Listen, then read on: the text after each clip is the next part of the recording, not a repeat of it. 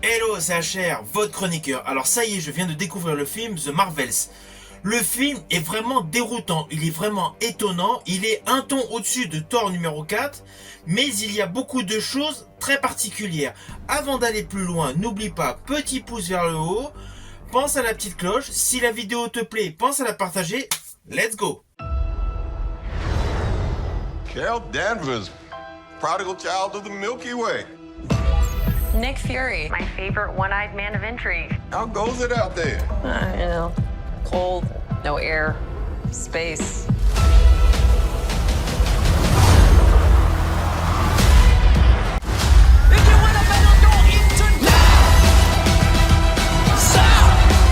Higher. Further. Faster.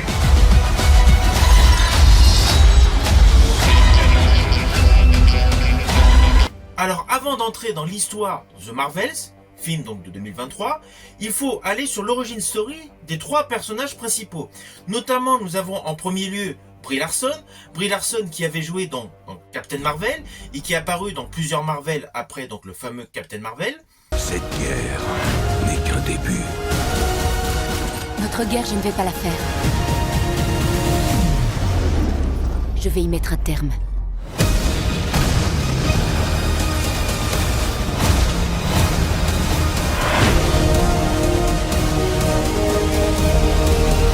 Film où il était question de la Star Force, des Skrulls, l'action se déroulait en 95.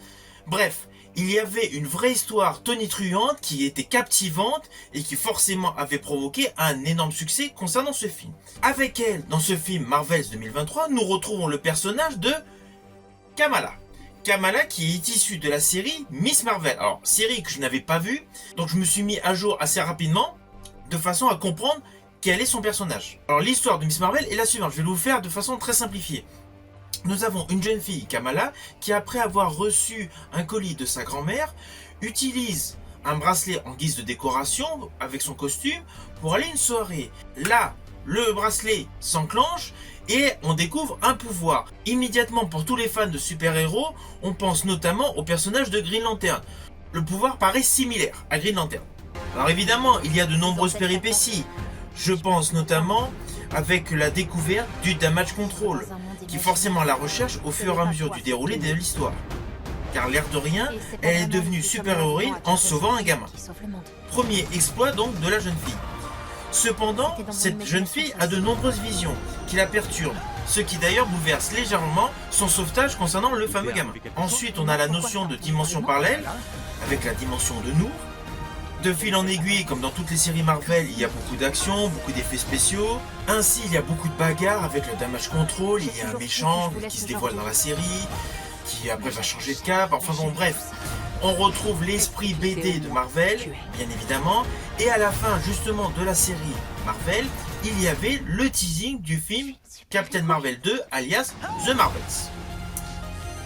The Marvels, on retrouve un autre personnage, c'est-à-dire le troisième personnage, le personnage du capitaine Monica Rambeau.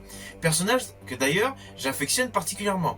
Et on va pas se mentir, dans le film, c'est mon personnage préféré. J'estime que l'interprète a été au top. Mais bon, revenons d'abord sur l'origine du personnage de Monica Rambeau. Alors concernant le personnage de Monica Rambeau, interprétée par Teyonah Parris, elle était apparue en 2021 dans la série WandaVision. Dans cette série, elle travaillait pour le SWORD, une agence de renseignement.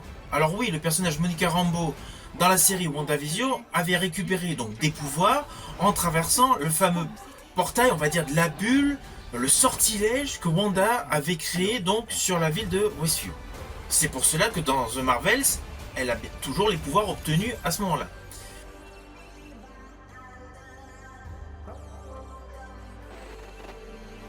On avait également pu découvrir son personnage dans la série Secret Invasion, avec également Nick Fury. Néanmoins, Secret Invasion, c'est une série qui n'avait pas forcément mon aval pour diverses raisons.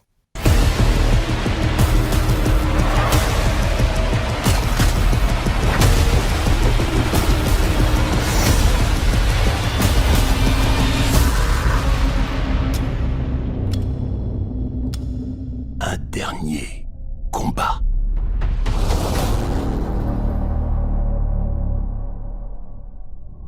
Alors concernant l'ouverture du film, c'est intéressant. Nous découvrons un forage insolite pour découvrir un bracelet. Un bracelet qu'on a vu auparavant similaire dans la série Miss Marvel. Jusque-là, c'est bon. Là s'ensuit petit dialogue assez classique. Et l'actrice qui interprète la méchante principale du film, à ce moment-là, elle est convaincante. Cette intro est convaincante. Malheureusement, assez rapidement, nous avons un effet BD. L'effet BD qui paraît vraiment très insolite. S'ensuit donc une histoire sur le fond qui a du potentiel, qui est correcte. Grosso modo, une ancienne ennemie, adversaire, on va dire, de Captain Marvel et la fameuse méchante de ce grand film, pour diverses raisons, je ne vais pas vous spoiler, ne vous inquiétez pas, est accrocheur. Le switch entre les personnages est plutôt bon, on va pas se mentir, et la réalisation est bien faite. La photographie, les effets spéciaux, bon, Marvel, on est habitué. Bon, les tourbillons d'eau, on est obligé de penser, quand on a une grosse filmographie derrière soi, visuellement, aux effets de Oblivion avec Tom Cruise. Mais bon, les effets spéciaux sont bien maîtrisés. Mais chez les Marvel, c'est une habitude, c'est une logique. La musique de fond colle en adéquation. L'arc narratif principal du film est plutôt convenable. Je dirais même il est supérieur à Thor numéro 4. Mais le gros bémol, c'est qu'il y a des scènes mais qui n'ont rien à faire dans ce film. La scène avec la partie chantée, mais c'est du grand n'importe quoi. Alors oui, Marvel, Disney, ok, mais on n'est pas dans un dessin animé. Je ne comprends pas qui a eu l'idée de faire ce passage chanté. Mais c'est pour moi du n'importe quoi. On va pas se mentir. C'est complètement inapproprié. Mais alors, l'idée des chats. Comment on peut avoir une idée aussi stupide? Ne vous inquiétez pas, je ne vous dis pas ce qui se passe avec ces fameux chats. Lorsque vous allez découvrir ce film, vous allez comprendre de quoi je parle. Mais c'est du n'importe quoi. C'est du grand n'importe quoi. Les scénaristes auraient dû, je sais pas moi, enlever ce passage. Il fallait trouver autre chose. On pouvait largement trouver autre chose. Les idées peuvent émerger très facilement. Mais donc, la partie chorégraphie chantée et la partie avec les chats, mais honnêtement, ça sabre le film. Pourtant qu'il y a du potentiel sur le plan scénaristique. Le fait que les trois personnages donc se retrouvent avec des tempéraments différents, qui doivent apprendre à travailler ensemble, est bon. Le côté girl power mis en avant, c'est bien pour une fois dans un film de super-héros. Ça, c'est cohérent. C'est comme un personnage clé féminin qui apparaît à un moment, c'est pareil. C'est cohérent. Ça, c'est le côté positif de ce film. Associé évidemment à la belle mise en scène, la belle photographie et les bons effets spéciaux. Mais le problème, c'est qu'il y a des moments dans le film qui ne servent à rien. Alors principalement, je vous ai parlé du côté chanté et du côté avec les chats, mais le problème, c'est qu'il n'y a pas que ces deux gros moments. Il y a plein de petits moments qu'on aurait pu zapper. Et puis la méchante. Que dire de la méchante? Son charisme, il est bidon. Alors ils veulent donner un effet méchant comme dans la saga Thor, mais dans Thor, il y avait des méchants, surtout des rôles féminins qui pouvaient donc avoir un côté machiavélique, qui était vraiment flippant. Là, la grande méchante du film, en fait, alors oui, c'est la méchante. Mais d'un certain côté, déjà, par rapport à l'écriture de son personnage, on la comprend, mais en plus, quand on la voit, elle ne fait pas du tout flipper. Quand elle est censée être énervée donc face au personnage donc, de Danvers, franchement, ça fait pas du tout flipper. Alors au final, le film The Marvels est un film décevant dans sa globalité. Pourtant, il avait un bon postulat de base avec l'histoire de mélanger donc les pouvoirs de trois protagonistes importants.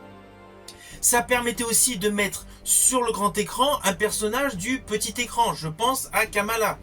Ça permettait aussi de mettre en avant le personnage donc de Monica Rambeau. Monica Rambeau qui est selon moi le meilleur personnage de ce film. Le climax était bon. Les effets spéciaux sont bons. Le cadrage, la photographie, l'image est belle. Mais le film est décevant. Il y a trop de sempiternel baston. C'est trop. Il y a des éléments que je n'aime pas du tout dans le film. Notamment ce que je vous ai dit. La partie chantée et la partie avec les chats. C'est vraiment dommage. Alors oui, le film est meilleur que Thor numéro 4. C'est indéniable. Mais le film est très décevant. Alors sachez que pour la petite histoire, le film ne dure que 1h45. C'est le plus court de tous les Marvel. Honnêtement, heureusement. Parce que passer plus de 2 heures à regarder ce film, ça aurait été un calvaire. Parce que forcément, ils auraient rajouté des trucs bizarres.